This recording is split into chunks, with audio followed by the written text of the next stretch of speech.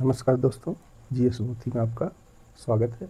आज हम लोग यहाँ पे भारतीय इतिहास में कुछ प्रमुख युद्ध बहुत फेमस होते हैं और मॉडर्न हिस्ट्री में विशेषकर प्लासी की लड़ाई बहुत प्रसिद्ध मानी जाती है, क्योंकि यहाँ से ब्रिटिश ईस्ट इंडिया कंपनी जो है वो राजनीतिक की भूमिका में आ जाती है, पॉलिटिकल पावर प्राप्त करने की भूमिका आ जाती है। यहाँ से व्यापार की अपेक्षाकृत वो जो है पॉलिटिकल पावर की भूमिका में आनी प्रारंभ हो जाती है। तो आज हम लोग प्लासी की लड़ाई के बारे में अध्ययन करेंगे। अब जानते हैं कि 23 जून 1757 में हुआ था प्लासी की लड़ाई। उसके कई कारण थे, हमने लगभग बहुत से कारण को डिटेल में बताया है। आई बटन पर क्लिक करके आप उस वीडियो को देख लीजिएगा कि प्लासी युद्ध के महत्वपूर्ण कारण। और यहाँ पे हम संक्षेप में बता रहे हैं। जो सिराजुद्दौला था,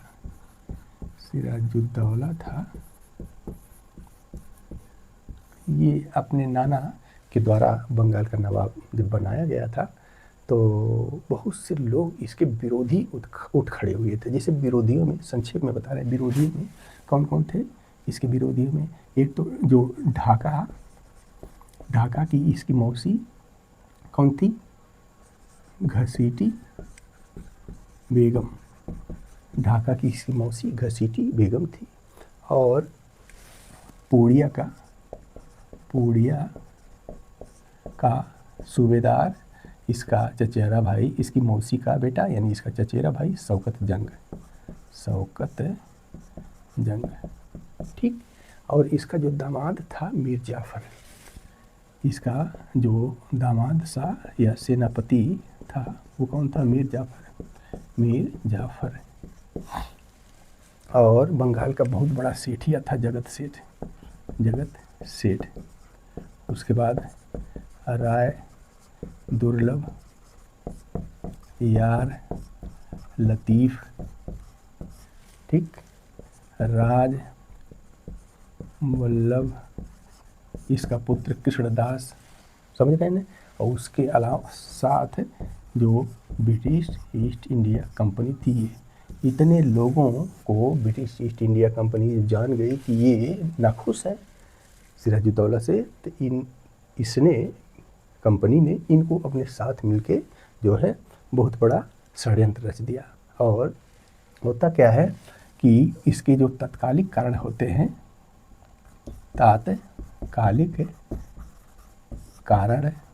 युद्ध के जो तात्कालिक कारण होते हैं, मुख्यतः देखिए, जैसे जब सिराजुद्दौला हुआ नवाब बना बंगाल का, तो ब्रिटिश ईस्ट इंडिया कंपनी ने उसको नजराना नहीं दिया, उसको जो है सजदा नहीं किया, इसको ब्रिटिश इंडिया कंपनी तवज्जो नहीं दिया। क्यों? क्योंकि कर्नाटक में ये फ्रांसीसियों पे भारी हो रहा था। कंपनी, ये अंग्रेज़ों की जो कंपनी थी, कर्नाटक में फ्रांसीसियों के ऊपर भारी हो रहे थे। इनके पास नौसेना थी, बंदूक थे, तोपची थे, तमाम तरीके से ये लैस थे या आगे थे, इसीलिए सिराजुद्दौला को उतना तवज्जो नहीं देते थे।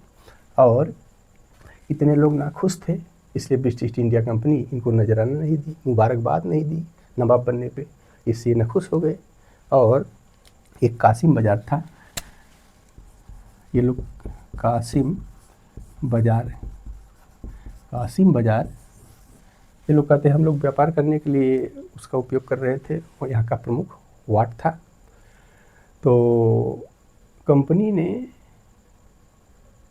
सिराजुद्दौला जब इसका निरीक्षण करने गया, तो कंपनी ने सिराजुद्दौला को इसका निरीक्षण करने नहीं दिया। इससे ये भी ना खुश हो गया कि अरे हमारे राज्य में और हमारी आज्ञा की अवहेलना। उसके बाद इसने जो है फोर्ट विलियम को घेर लिया, उस पर आक्रमण कर दिया। दोनों जगह जब इसने अधिकार कर लिया, तो आप जानते हैं, हमने पिछली वीडियो में बताया है, ब्लैक होल की ट्रेजेडी हो जाती है जब इस पर अधिकार कर लेता है। यहाँ पे जो है एक था, ये भी गद्दार था, मानिकचंद हमने बताया है। मानिकचंद वक्त गद्दार था। जब फोर्ट विलियम या कलकत्ता पे सिराजुद्दौला ने अधिकार कर लिया गुस्से में आके, तो बहुत से अंग्रेज फुलटा भाग गए। तो कलकत्ता से जब जाने लगा कलकत्ता से या फोर्ट विलियम से जब सिराजुद्दौला मुर्शिदाबाद राजधानी गया तो कलकत्ता पे इसकी निगरानी कर दिया कि अब देखो, अब अंग्रेज आए, रॉबर्ट क्लाइव आया, कलकत्ता को ये सरेंडर कर दिया, किले को दे दिया। तो ये गद्दार था, इतने गद्दार थे। और उसके बाद एक राजवल्लभ था, कहाँ गया राजवल्लभ? ये राजवल्लभ का जो पुत्र था, राजवल्लभ का जो पुत्र था कृष्णदास, राजवल्लभ का जो पुत्र कृष्णदास था, कृष्णदास क्या किया, सिराजुद्दौला के खजाने को लूट कर भाग गया। और जब उसको रपटा गया, जब खदेड़ा गया, तो कहा जाता कृष्णदास फोर्ट विलियम में जाके छुप गया और अंग्रेज़ों ने उसको शरण दे दी। इसने कहा ये बहुत बड़ा गद्दार है, खजाना लूट के भागा, शरण मत दीजिए। लेकिन ये भाग के यहाँ गया और इन्होंने इसकी आज्ञा की फिर अवहेलना की और सिराजुद्दौला के ऊपर ये तोहमत लगाया गया कि जो 9 फरवरी 1757 को अलीनगर की संधि थी, सिराजुद्दौला ने उसका जो है खंडन किया, उसकी अवहेलना की। और सिराजुद्दौला पर यह भी तोहमत लगाया गया, ये भी आरोप लगाया गया कि सिराजुद्दौला फ्रांसीसियों से मिलकर ब्रिटिश ईस्ट इंडिया कंपनी को बंगाल से निकालना चाहती है। इन्हीं सब कारणों के कारण जो है 23 जून 1757 में जो है प्लासी की लड़ाई हुई। कहा जाता है जो ये थे राय दुर्लभ, यार लतीफ़ और मीर जाफ़र, ये जो महाशय थे, ये सेना के साथ कमांडर बन के खड़े थे और लड़े नहीं भैया। विडम्बना देखिए, कितने बड़े गद्दार थे। इनको सोचना चाहिए आने वाले समय में इतिहास कभी नहीं जो है इनको बढ़िया से जो है नाम लेगा, कभी इज्जत नहीं इतिहास देगा इनको। लेकिन देखिए स्वार्थपना इनका कि ये लोग खड़े थे और सिराजुद्दौला में जो है मीर मदान और मोहनलाल ये दुई विशेष कमांडर थे बेचारे। कहा जाता है ये लोग और इसके साथ कुछ फ्रांसीसी थी, फ्रांसीसियों के जो सैनिक थे, फ्रांसीसियों के जो सैनिक थे। और ये सब कहा जाता है 50,000 सेना थी सिराजुद्दौला की, इसमें से 500 लोग मारे गए। और इसमें लगभग रॉबर्ट क्लाइव और ये महाराज के नेतृत्व में सैनिक थे और 5,000 लगभग थे।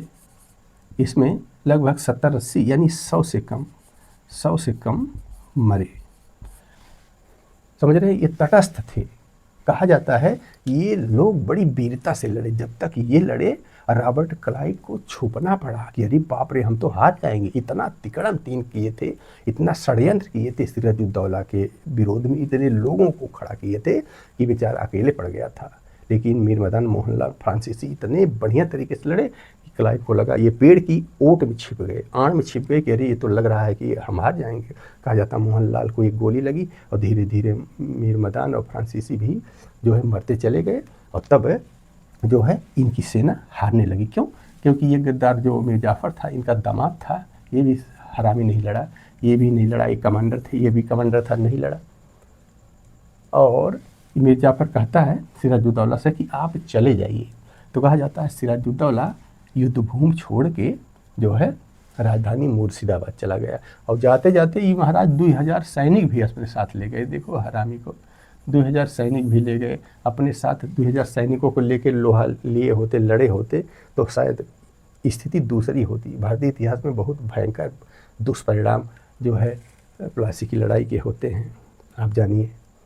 और इतने षड्यंत्र पूर्वक लड़ा गया कि बहुत साधारण तरीके से युद्ध तो भारतीय इतिहास में बहुत भयंकर होते थे। ये तो लड़ाई कहा जा सकता है, ये षड्यंत्र का एक नतीजा है। प्लासी की लड़ाई में सिराजुद्दौला को हराने में इतना षड्यंत्र किया गया कि आप कल्पना नहीं कर सकते। और ये लोग बेवकूफ़ लोग ऐसा अपने स्वार्थ में तल्लीन हो गए कि कुछ आगे पीछे इतिहास अच्छा बुरा नहीं देखे और अपने स्वार्थ में बंगाल को कई 100 साल के लिए बेच दिए। तो होता क्या, सिराजुद्दौला 2000 सैनिकों के साथ मुर्शिदाबाद चला जाता है और ये जो मीर जाफ़र का पुत्र जो है मीरान था, मीर जाफ़र का जो पुत्र मीरान था, ये सिराजुद्दौला के पीछे गया मुर्शिदाबाद और मुर्शिदाबाद में सिराजुद्दौला की हत्या कर दिया। समझ रहे? तो उसके बाद फिर से ये सिराजुद्दौला के बाद मीर जाफ़र नवाब बनता है। रॉबर्ट क्लाइव का ये गीदड़ कहा जाता है ना, क्लाइव का गीदड़ मीर जाफ़र को कहा जाता है। और बाद में मीर जाफ़र के ऊपर आप देखिए ब्रिटिश ईस्ट इंडिया कंपनी क्या स्वार्थपना कि कंपनी ने सिराजुद्दौला के ऊपर ये आरोप लगाया कि भैया हमको निकालने के लिए आप फ्रांसीसियों से गठबंधन किए हैं। और जब इसको खूब चूसा, इसको नवाब बनाया, तो कंपनी ने कहा कि मीर जाफ़र तुम डचों से संधि करके हमको बंगाल से निकालना चाहते हो। अरे बड़ी तिकड़म से जो भारत पे राज किए लोग। तो ये संक्षेप में ये है कि 23 जून 1757 को जो अभूतपूर्व घटना होती भारतीय इतिहास में, प्लासी की लड़ाई, जो बहुत साधारण तरीके से षड्यंत्र पूर्वक जो है कंपनी जीत जाती है और बंगाल पे राज करती है। और बंगाल पे इसके बहुत ही भयंकर दुष्परिणाम होते हैं। ओके, देखिए इसके बहुत भयंकर परिणाम होते हैं। प्लासी युद्ध के मुख्य परिणाम कई पड़े, जैसे अब बंगाल का नवाब कौन हो गया? बंगाल का नवाब सिराजुद्दौला के स्थान पर उसका दामाद हरामी मीर जाफ़र हो गया। ठीक, एक हो गया। और अब कंपनी के कहने पे मीर जाफ़र बंगाल से डचों एंड फ्रांसीसियों को निकाल बाहर करना प्रारंभ कर दिया। और ब्रिटिश ईस्ट इंडिया कंपनी को बंगाल, बिहार, उड़ीसा में कर मुक्त टैक्स फ्री व्यापार का पुनः अधिकार प्राप्त हो गया। और मीर जाफ़र ने रॉबर्ट क्लाइव को 24 परगने की जागीर दे दी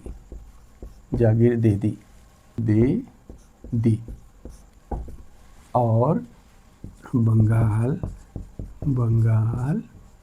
के खजाने से जो खजाना प्राप्त हुआ उसकी सहायता से इसने सैनिकों की भर्ती की, सेनाएं बनाई, अपने को ब्रिटिश ईस्ट इंडिया कंपनी ने अपने को मजबूत किया, कर्नाटक के युद्ध में विजय हासिल की, भारत के कई भागों में बंगाल के खजाने से प्राप्त रुपए पैसे से अपने को मजबूत करके भारत के कई युद्धों को इसने जीता, भारत में अपना पैर फैला दिया। और बंगाल के खजाने से प्राप्त धन से बंगाल के ही लोगों का सामान खरीदना प्रारंभ किया। सोचिए, बंगाल के खजाने से बंगालियों के सामानों को खरीद कर थोड़ा सा मैन्युफैक्चर करके और उन्हीं को बेचना प्रारंभ कर दिया और भारत से, बंगाल से बाहर निर्यात भी करना प्रारंभ कर दिया। विडंबना देखिए, इन्हीं का पैसा लेके और इन्हीं के पैसे से इन्हीं का सामान खरीद के फिर थोड़ा सा बदलाव करके इन्हीं को बेचा जा रहा है। इतनी बड़ी लूट प्लासी की लड़ाई के उपरांत बंगाल में हुई, जो शायद ही भारतीय इतिहास में हुई है। पूरा खजाना, मैकाले ने लिखा है कि लगभग 50-60 नावों में भर के चांदी के बोरे में रुपए जो है बंगाल से ले जाया गया, पूरा एकदम दरिद्र बना दिया गया।